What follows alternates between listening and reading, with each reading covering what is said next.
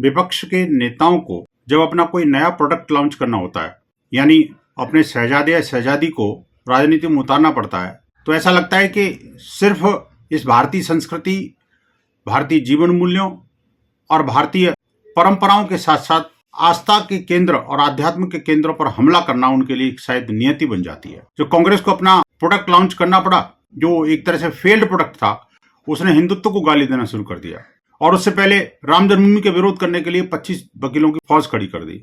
जब दक्षिण को एक प्रोडक्ट लॉन्च करना था तो वहां पर सनातन को नेस्तनाबूद करने का दिव्या स्वप्न देखने लगे, उसका एक स्टेटमेंट जारी कर दिया। अब उत्तर भारत के जम्मू कश्मीर से एक नई शहजादी लॉन्च होने वाली है, उसको अपने लॉन्चिंग पैड के लिए भगवान राम के ऊपर अटैक करना पड़ा। देश की राजनीति का इतना घृणित चेहरा, इतना निकृष्ट सोच। इनको पता है कि अगर इनके रिलीजन पर कोई अटैक कर दे, जो दुनिया भर में इस्लाम के नाम पर किस तरह का बीभत्स कांड हो रहे हैं, अगर यही बात कोई पैगंबर के बारे में बोल दे तो सरतन से जुदा की गैंग खड़ी हो जाती है इनके सामने। संपूर्ण विश्व जो है, विश्व भर के जो कट्टरपंथी हैं, वो हिंसक हो जाते हैं और ये भगवान राम का सिर फोड़ने की बात कर रहे हैं। शर्म आनी चाहिए। श्री राम के बारे में इस तरह की बातें भारत के अंदर भारतीय सहन कर सकता है, क्योंकि हम सरतन से जुदा की गैंग नहीं चलाते। लेकिन वो तथाकथित वरिष्ठ नेता कहां सो जाते हैं? उनके माँ बाप को तनिक भी शर्म नहीं आती?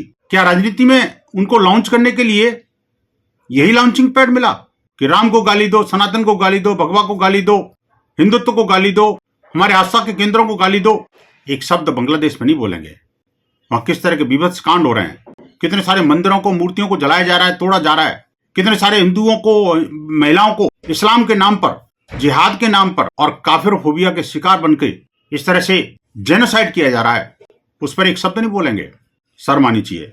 देश की राजनीति पर यह विराम लगाना बहुत जरूरी है और इस मानसिकता का अंत भी करना जरूरी है। बड़े बुजुर्गों को सोचना पड़ेगा उनके कि क्या यही उनकी मानसिकता है क्या?